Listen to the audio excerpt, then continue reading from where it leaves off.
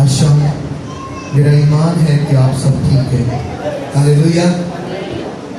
खुश भी हैं। आमीन। थोड़ा सा मुस्कुराएं जरा पाक रूह के लिए। Praise God. हालेलुया। ताकि हमें लगे कि हम खुश हैं खुदा की हजूरी में। आमीन। आज फिर मैं खुदावत का जिंदा कलाम लेकर एक नया मैसेज लेकर आपकी खिदमत में हाजिर हूँ। मेहरबानी करके अगर आप गौर से सुनेंगे तो आज शाम बड़ी बरकत पाएंगे। हालेलुया। आइए आज शाम खुदा के कलाम में से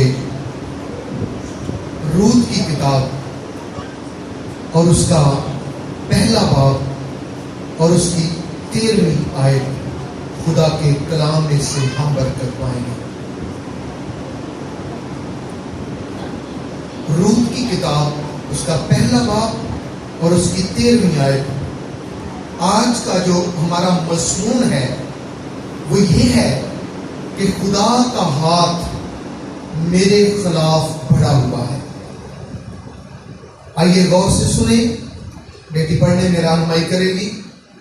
खुदा के कलाम में यह लिखा है, तो भी क्या तुम उनके बड़े होने तक इंतजार करती और शोहर कर लेने से बाज रहती? नहीं मेरी बेटियों, मैं तुम्हारे स्वप्न से ज्यादा दिलगीर हूँ, इसलिए कि खुदावंद का हाथ मेरे खिलाफ बढ़ा हुआ है। आमीन। यहाँ पर एक स्टोरी है। रूत एक लड़की का नाम है जो एक मोआबी लड़की है, मोआब के मुल्क की। खुदावंद का कलाम ये फरमाता है, नोमी और उसका शौहर अलीमलक ये एक ऐसे खानदान, ऐसे कबीले से तल्लुक रखते हैं जो यहूदा का खानदान है और इनका जो इलाका है वो बैतलहम का इलाका है। हालेलुया। और बैतलहम का मतलब है रोटी का घर। खुदावंद के कलाम में लिखा है, लेकिन वहां पर काल पड़ गया, थोड़ी सी मुश्किल आ गई और इन्होंने फैसला किया कि हम यहां पर नहीं रहेंगे। अलीमलक और उसकी फैमिली ने यह फैसला किया कि हम यहां नहीं रहेंगे, हम मोआब के मुल्क में चले जाएंगे। वहां पर हमें नौकरी मिल जाएगी, कारोबार मिल जाएगा, पैसा मिल जाएगा। उन्होंने इस शहर को छोड़ दिया, रोटी के घर को छोड़ दिया। याद रखें कि यहां ना सिर्फ ये बसते थे बल्कि इनका पूरा और भी कबीला था, खानदान था, रिश्तेदारी थी। लेकिन इन्होंने फैसला किया कि हम यहां नहीं रहेंगे, हम मोआब के मुल्क में जाएंगे। लेकिन खुदा का हुक्म यह था कि तुमने नाम से शादी ब्याह करना है, ना लेना है ना देना है। लेकिन इस घराने ने इस बात को छोड़ दिया, भूल गए और वहां पर मोआब के मुल्क में चले गए। अलीमलक और इसकी बीवी नोमी और इनके 2 बेटे थे, महलून और कलयून। महलून और कलयून का मतलब है बीमारी और कमजोरी। कलाम में लिखा है, जब वहां पर चले गए तो जाकर नोमी ने क्या किया कि मोआब के मुल्क से 2 लड़कियां ब्याही। एक का नाम उर्फा था और दूसरी का नाम रूत। उर्फा बड़ी थी और रूत छोटी बहू थी। खुदा की कलीसिया, गौर करने वाली बात है कि जब ये लड़कियां इस घर के अंदर आई तो नोमी कैसी ईमानदार औरत है, नोमी कैसी खुदा के साथ प्यार करने वाली औरत है। इन लड़कियों को वो इस कदर खुदा का कलाम सुनाती रहती है, इस कदर प्यार करती रहती है कि वो भी नोमी को अपनी मां से बढ़कर प्यार करती है। ऐसा वक्त आया कि अलीमलक मर गया और दोनों बेटे भी मर गए और नोमी अकेली रह गई। कलाम फरमाता है कि वो अपनी बहुओं से कहने लगी, मेरी बेटियों चली जाओ, अपने अपने मायके चली जाओ, तुम जाकर शादियां कर दो, तुम जवान हो, मैं तो बूढ़ी और तुम्हें अब अपने मुल्क में वापस जाने वाली हूं। खुदा का कलाम कहता है कि जब वह जाने लगी तो जो उसकी दोनों बहुएं थी वो रोने लगी, चिल्लाने लगी, अपनी मां के गले लग गई और कहने लगी नहीं, हम तेरे साथ ही जाएंगी, हम तेरे साथ रहेंगी। बड़े इसरार के बाद बड़ी तो वापस चली गई, पर जो छोटी थी उसने फैसला कर लिया कि नहीं, मैं अपनी मां के साथ ही रहूंगी। हालेलुया। एक जो आज का हमारा मजमून है, खुदा के कलाम में नोमी क्या कहती है, देखो मेरी बेटियों, मेरे पास शौहर नहीं है, मेरे पास और कोई औलाद नहीं है। अगर मेरा शौहर हो भी, अगर मेरे औलाद हो भी, तो क्या तुम उस औलाद के बड़े होने का इंतजार करते? देखो खुदा का हाथ मेरे खिलाफ पड़ा हुआ है। हालेलुया। आप कह सकते हैं कि खुदा का हाथ मेरे खिलाफ। बहुत कम लोगों को इस बात का पता चलता है कि खुदा का हाथ मेरे खिलाफ है। बहुत सारे लोगों को इस बात का कतई पता ही नहीं चलता कि खुदा मेरे खिलाफ हो चुका है। नोमी जान चुकी है कि मैंने अपने खुदा का गुनाह किया है, मैंने अपने खुदा की नाफरमानी की है, मैंने अपने खुदा को छोड़ा है। प्यारी बेटी और बेटों, बहुत सारे लोग हैं जिनको इस बात का इल्म ही नहीं होता कि खुदा का हाथ मेरे खिलाफ बढ़ा हुआ है। खुदा का हाथ या तो बरकत देने के लिए बढ़ता है या फिर सजा देने के लिए। अगर खुदा का हाथ सजा देने के लिए बढ़ जाए तो आपकी बर्बादी है, आपकी तबाही है। अगर खुदा का हाथ आपकी बरकत के लिए बढ़ जाए तो कोई दुनिया की ताकत नहीं जो आपकी बरकत को रोक सके।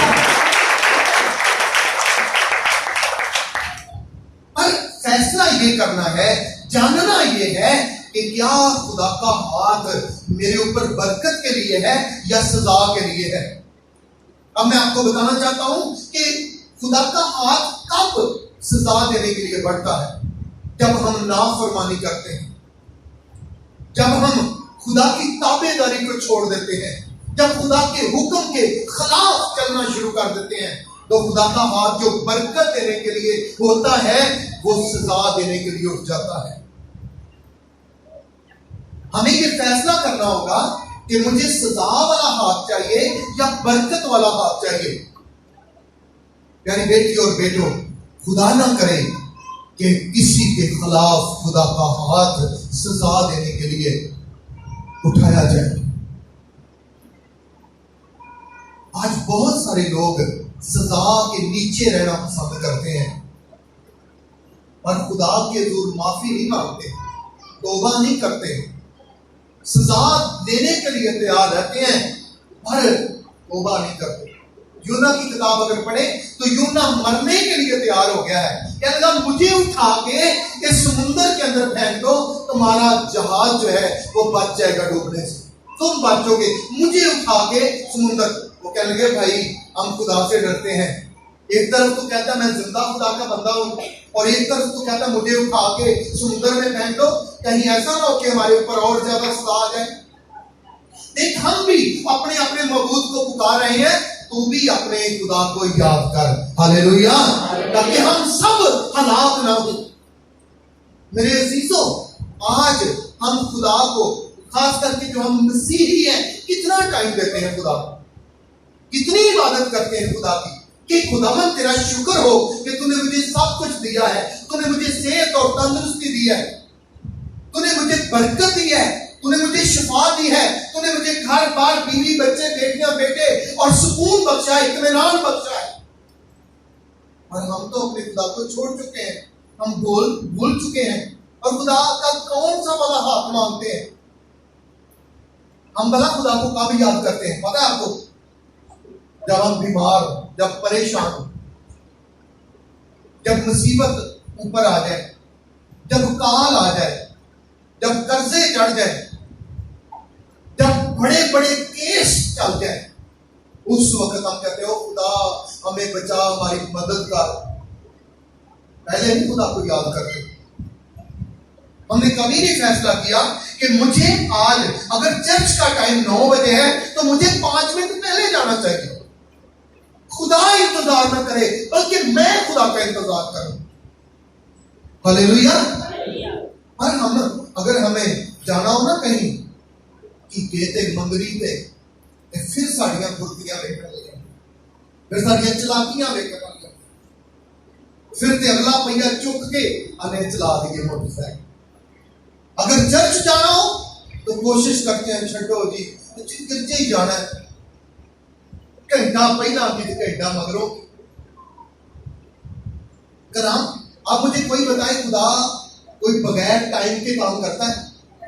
कोई वक्त के बगैर खुदा काम करता है? नहीं। खुदा के हुजूर एक वक्त मुकर्रर है, एक टाइम मुकर्रर है। खुदा अपने टाइम से जरा भी 10 से मस आगे पीछे नहीं करता। पर हम क्या करते हैं? क्या फैसला करते हैं कि मुझे खुदा के हुजूर जाना है? मैं आपको वो बताना नहीं चाहता, मैं अपनी स्टोरी कि खुदा ने मुझे, जब मैं चर्च नहीं जाता था, खुदा ने मुझे सजा दी। एक दिन मैंने फैसला किया कि नहीं खुदावन, हुण भावें सारे लोग लेट आन पर मैं लेट नहीं जाऊंगा। हालेलुया। उस वक्त से आज तक हम 5:30 बजे के चर्च में। हालेलुया। मैंने फैसला किया है, खुदा के साथ वादा किया है, हमें सारे लोग की लेट आन पर मैं लेट नहीं जाऊंगा। याद रखें कि जब हम खुदा के हुजूर इस कदर उसकी चौखट के मुंतजर रहते हैं तो वो हमें बरकत देने के लिए मुंतजर रहता है। हालेलुया। वो हमें वो चुनता है, प्यार करता है कि ये बंदा मेरे लिए इस कदर प्यार करता है, तड़पता है और मुझे भी इसको बरकत देनी। हालेलुया। जरा देखिए, जरा एक हवाला देखें, ज़बूर की किताब और उसका 42वां बाब देखिए जरा, खुदा के कलाम में से। लोग कहते हैं मुझे बरकत मिल जाए, मुझे सब कुछ मिल जाए, पर मुझे कुछ ना देना पड़े, ना मुझे अपना टाइम देना पड़े, ना मुझे अपना हदिया देना पड़े, ना मुझे दायित्व देनी पड़े, ना कुछ और खुदा के लिए करना पड़े। बस मुझे खुदा दे दे, शिफा दे दे, बरकत दे दे, तंदुरुस्ती दे दे, गाड़ी दे दे, बंगला दे दे, फलां दे दे, फलां दे दे, पर मुझे कुछ ना देना पड़े। ऐसा नहीं है। हालेलुया। अय्यूब की किताब में लिखा हुआ है, किसने मुझे पहले कुछ दिया कि मैं उसे अदा करूं? किसने मुझे पहले कुछ दिया कि मैं उसे अदा करूं? जब खुदा ये सवाल करता है किसने मुझे पहले कुछ दिया, तो हमने पहले क्या दिया है खुदा को? हम तो अपना टाइम भी पूरा नहीं देते इबादत के लिए, प्रस्तुत के लिए कि मुझे खुदा के हुजूर जाके घुटनों के बल होके अपने सर को ज़मीन के साथ टच करके अपने खुदा की इबादत करनी। बेटा जरा पढ़ो पहली आयत से। जैसे हरनी पानी के नालों को तरसती है, जैसे हरनी पानी के नालों को तरसती है, वैसे ही ऐ खुदा मेरी रूह तेरे लिए तरसती है। वैसे ही है खुदा मेरी रूह तेरे लिए तरसती है। कितनी तड़प उसके अंदर है, कितनी बेचैनी लगी हुई है। ऐ खुदा मैं कब जाऊं तेरे हुजूर में। दूसरी आयत भी पढ़ो जरा बेटा। मेरी रूह खुदा की जिंदा खुदा की प्यासी है। मेरी रूह खुदा की जिंदा खुदा की प्यासी है। मैं कब जाकर खुदा के हुजूर हाजिर होऊंगा। कितनी तड़प है, मैं कब जाऊंगा खुदा के हुजूर। हरनी पानी के नालों को तरसती है, ऐ खुदा वैसे मेरी रूह तेरे लिए तरसती है। अगर मेरे अंदर तड़प नहीं है, अगर मेरे अंदर बोझ नहीं है, अगर मेरे अंदर आग नहीं लगी हुई, तो इसका मतलब है खुदा का हाथ भी बरकत के लिए नहीं बढ़ा हुआ। और जब खुदा का हाथ बढ़ेगा तो फिर सजा देने के लिए बढ़ेगा। अगर खुदा हमसे प्यार करता है तो वो सजा वाला हाथ कभी नहीं बढ़ाएगा। हालेलुया। इसने क्या किया था? वैसे ही औरत खुदा को प्यार करने वाली है, बहुत खुदा को प्यार करने वाली है। खुदा की इबादत किस कदर खुदा को प्यार करती है कि जब उसकी बहू जो है, रूत जो है, कहने लगी नहीं माँ, मैं नहीं जाऊंगी वापस अपने देवता के पास, मैं तेरे साथ जाऊंगी, जहां तू मरेगी मैं भी मरूंगी, तेरे लोग मेरे लोग। हालेलुया। अगर तू भूखी रहेगी मैं भी रह लूंगी, अगर तू कपड़े पहनेगी मैं भी पहन लूंगी, तू नीचे सोएगी मैं भी सो लूंगी, और खास बात तेरा खुदा मेरा खुदा। हालेलुया, हालेलुया, तेरा खुदा मेरा खुदा। क्या इसने एक गैर कौम की लड़की ने ऐसे कह दिया था तेरा खुदा? वो इसके खुदा को जान चुकी थी, वो नोमी के खुदा को जान चुकी थी, इसका खुदा कैसा खुदा है। इसलिए वो कहती मैं अब नहीं जाऊंगी देवता के पास, मैं अपने खुदा के, तेरा खुदा जो है वही मेरा खुदा है। हालेलुया। प्यारी बेटियों और बेटों, याद रखो कि अगर हम अपने खुदा से प्यार करेंगे तो नोमी की तरह सजा नहीं पाएंगे। कितनी बड़ी सजा है। पहले शौहर मर गया और उसके बाद दोनों जवान बेटे भी मर गए। कोई छोटी सजा? कोई बता सकता है? छोटी सजा है ये? वो कहती है मेरी बेटियों चली जाओ, मुझे अकेली को दुख सहने दो, मैं जानती हूं कि खुदा का हाथ मेरे खिलाफ पड़ा हुआ है। अगर आप बरकत पाना चाहते हैं, अगर आप निजात पाना चाहते हैं, अगर आप जिंदगी पाना चाहते हैं, अगर आप हर खुशी पाना चाहते हैं, अगर आप चाहते हैं कि मेरे पास अच्छा बिजनेस हो, अच्छा घर हो, अच्छी फैमिली हो, मेरे घर में कोई दुखी ना हो, मेरे घर में कोई बीमार ना हो, मेरे घर में हर तरफ खुशहाली खुशहाली हो, तो अपने खुदा को प्यार करना शुरू कर दो। हालेलुया। अपने खुदा की ताबेदारी करना शुरू कर दो, अपने खुदा से मोहब्बत बढ़ाओ। सुबह को, शाम को, दोपहर को, रात को अपने खुदा के साथ झुक जाओ, उससे मोहब्बत की बातें करो, और वो आपके घर में रहेगा और खुशहाली ही खुशहाली और बरकत ही बरकत देगा। Hallelujah, hallelujah. जरा एक हवाला देखो, कज़ाब की किताब 2 बाब।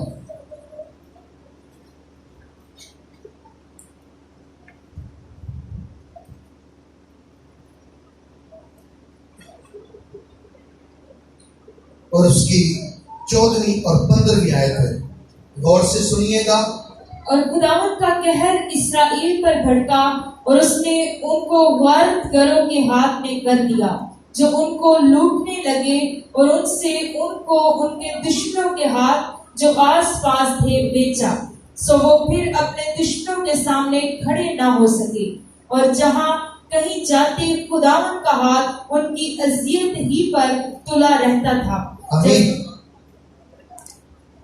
खुदा के कलाम में क्या लिखा है? और खुदावंद का कहर इस्राएल पर भड़का और उसने उनको गारतगरों के हाथ में कर दिया, जो उनको लूटने लगे। और अगर ऊपर इसको पढ़े तो लिखा है कि खुदा को छोड़कर ये पलीन को पूजने लगे, अपने जिंदा खुदा की इबादत छोड़कर उल्ट कामों में पड़ गए थे। और खुदा का हाथ जो इनको बचाने वाला हाथ था, जो इनको बरकत देने वाला हाथ था, जो इनको शिफा देने वाला हाथ था, जो इनको निजात देने वाला हाथ था, जो इनकी फिक्र करने वाला हाथ था, वो हाथ इनके खिलाफ हो गया। और फिर क्या हुआ? खुदा कलाम में लिखा है उसने उनको गारतगरों के हाथ में कर दिया, जो उनको लूटने लगे, और उसने उनके दुश्मनों के हाथ में, हाथ जो आस पास थे, बेचा, सो फिर अपने दुश्मनों के सामने खड़े ना हो सके। और वो जहां कहीं जाते, इस बात को, इस छोटे से लफ्ज को पल्ले बांध लो, वो जहां कहीं जाते। आज लोग क्या करते हैं? ये इस शहर को छोड़ दो, इसमें रोटी नहीं है, मुझे कराची जाके नौकरी करनी, और पता चलता थोड़े दिनों के बाद जो पास थे वो भी लगा के घर आ गए। लोग दुबई जाते हैं कारोबार करने के लिए, वहां से खाली आदमी लौट आते हैं, बल्कि जो कुछ कर्जा उठाया होता है वो भी सारा का सारा जाया हो जाता है, क्योंकि खुदा का हाथ जो है उनके खिलाफ है। उसने नौकरी ढूंढनी चाहिए, उसने पैसा ढूंढना चाहा, उसने कारोबार ढूंढना चाहा, पर अपने खुदा को कभी नहीं ढूंढा। अपने खुदा की कभी ताबेदारी नहीं की, अपने खुदा की कभी परस्तिश नहीं की, अपने खुदा को जाना ही नहीं कि रोटी पानी तो मेरे खुदा के हाथ में है। हालेलुया। बढ़ना और घटना मेरे खुदा के हाथ में है। और बाइबल में एक आयत लिखी है, हमारी रफ्तार खुदा के हाथ में है। वो कितना हमें तेज दौड़ा सकता है, कितना हमारी कम कर सकता है। यानी पंजाबी अगर तो वो साडियां वागां जड़ियां ने खुदा दे हाथ च।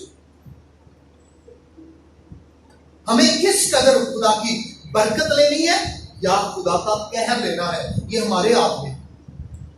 यानी बेटी और बेटों, खुदा का कलाम कहता है जहां भी वो जाते, वो जहां भी जाते, खुदा का हाथ उनके खिलाफ ही खड़ा हुआ है। एक और तस्वीर अशरा के अंदर एक आयत लिखी है कि आसमान तेरे सर पर पीतल का और जमीन तेरे नीचे लोहे की हो जाएगी।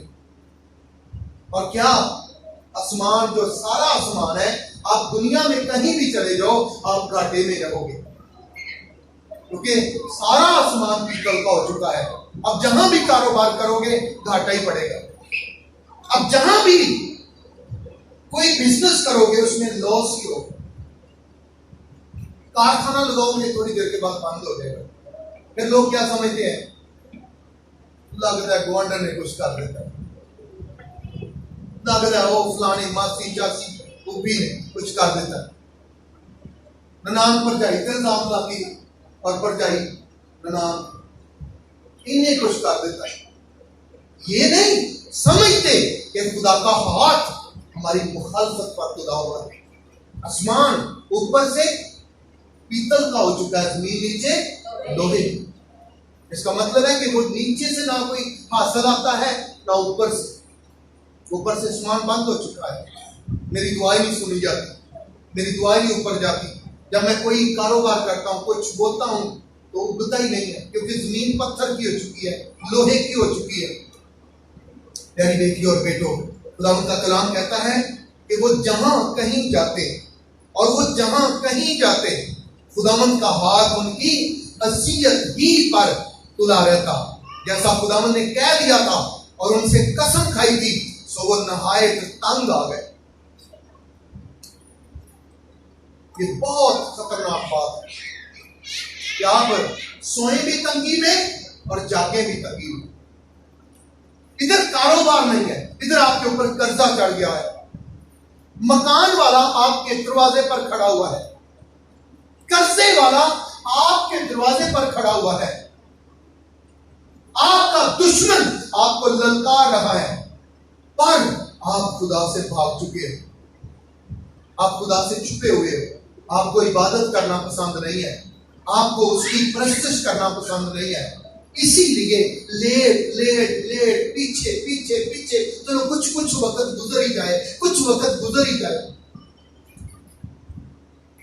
जिस दिन आपको ये समझ आ गया कि मेरा खुदा के साथ प्यार कितना है, प्यार क्या है, हालेलुया, कोई मुश्किल आपके सामने नहीं खड़ी हो सकी है, कोई पहाड़ आपके सामने नहीं खड़ा हो सकेगा, कोई ताकत आपका सामना नहीं कर सकेगी, क्योंकि आपके साथ कौन है, खुदा है। हालेलुया। आपका कोई दोस्त, कोई आपका बहन भाई और बहुत सारा हजूम आपके पास ना भी हो, अकेला खुदा हो, आप फाते ही फाते हैं। हालेलुया।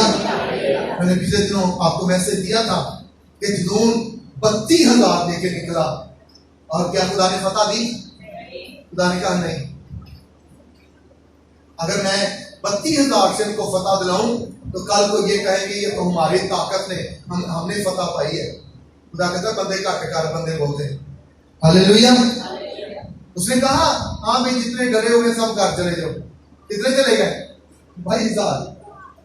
खुदा कहता बंदे आप ही से आ गए। और मैंने आपको बता दिया था कि 300 लोगों के साथ खुदा ने उनको फतह दी। हालेलुया। एक तरफ जमीन भरी हुई है लोगों से, लाखों लाख लोग हैं, और एक तरफ 300 लोग हैं।